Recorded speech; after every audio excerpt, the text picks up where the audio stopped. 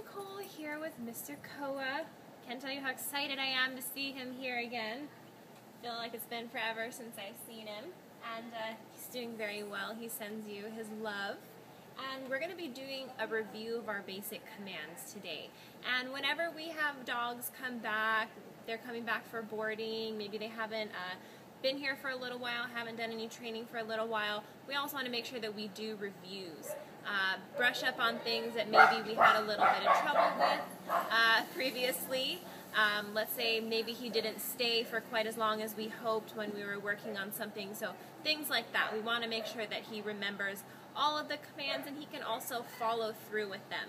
So we're going to be working on those basic commands today. And as you can see, I have a different style lead for Koa here. And his martingale collar is really good.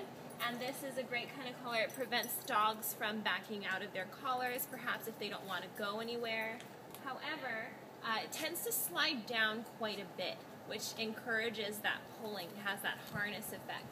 So, I have a slip lead on Koa, which actually is in the perfect position right up at the top of, there we go, right up at the top of the neck there. And this gives me complete control over Koa's head when we're walking. And because distractions, you know, everything's distracting around here, and maybe he doesn't want to focus quite as well, or he hears a dog barking, he's interested in that. However, I want him to stay focused on what we're doing. So by being able to have complete control over his head, bringing him, you know, into a different direction or getting his attention again is basically effortless, because all it takes is just a little boop, flick of the wrist. Perhaps we're going to go into a different direction. We don't have that collar sliding down, which makes him very, very strong. You know how strong he is.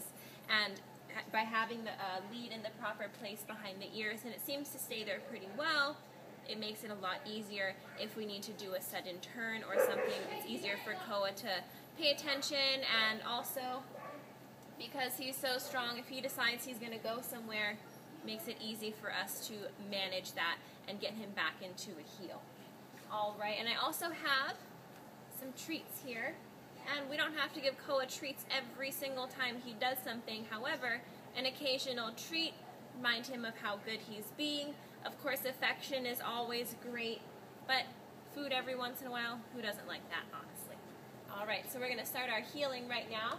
And just remember, when we're asking Koa to heel, we're going to stand up straight, we're going to be really positive, we're going to have a great walking experience with Koa. If you're going to be walking him around your neighborhood, try to exercise him just a little bit prior to taking him on a walk. Drain some of that energy and make it easier for him to focus on the task at hand, which is walking nicely with his owner. And also another thing is making sure that we're able to hold our leash properly. Remember? Thumb goes through a little loop here. We're going to wrap our fingers around. Koa decides he's going to, for some reason, just take off. You know, we're stuck here holding on to the leash. This gives us an automatic reaction. We're going to hold on to it really tight in the event that our dog does decide to become big and strong all of a sudden and take off. So we're going to start our heeling right now. And like I said, you know, if you have some treats with you, kind of motivate him a little bit. You don't have to give it to him all the time, but an occasional treat is all right.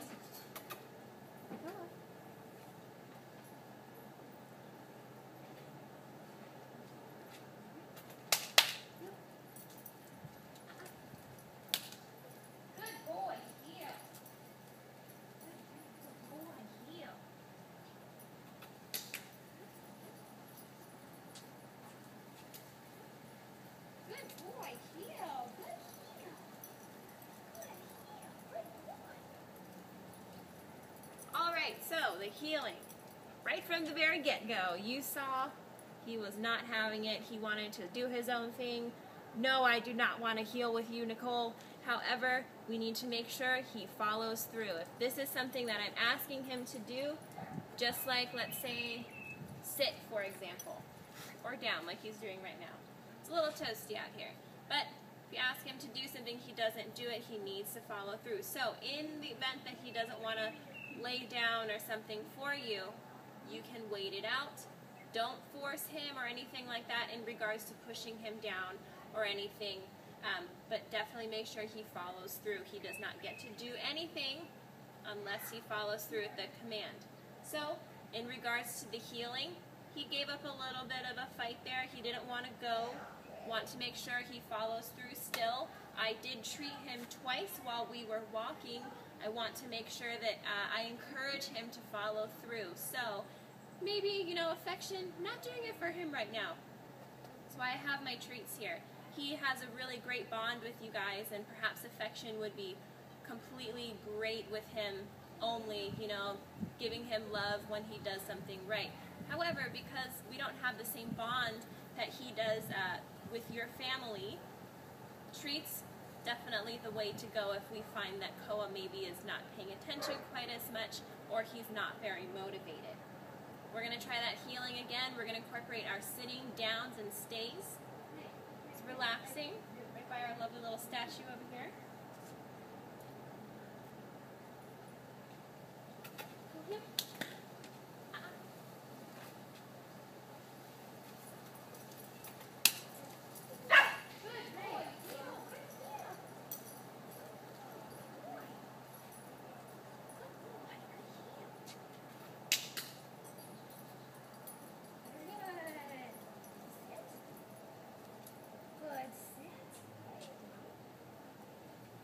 Good boy, down. Good, down. Good boy. Good, good heel. Good boy. Good, sit. Good, sit. All right, had another stubborn streak right there. He has to come with. So, even if that means I'm going forward, he's eventually going to have to come forward with me. I want to give him a lot of praise. We all have stubborn streaks, animals included, so don't let him get the better of you if he doesn't want to do something, but you are in the process of doing it, such as taking him for a walk. Maybe he puts on the brakes, doesn't want to go, you want to go, he has to come with you. And by having this collar, or excuse me, the lead, the slip lead, makes it so he cannot back out of his collar. He has no choice. However, when he does finally decide to follow through, that's when we get a lot of excitement coming from us, and also the treats definitely helping. Affection as well. Making sure we're very excited when he does perform these things for us. Healing. Good. Heel, Koa. Good boy. Sitting. Yes. Good. Sit. We want to be very excited about him doing these things.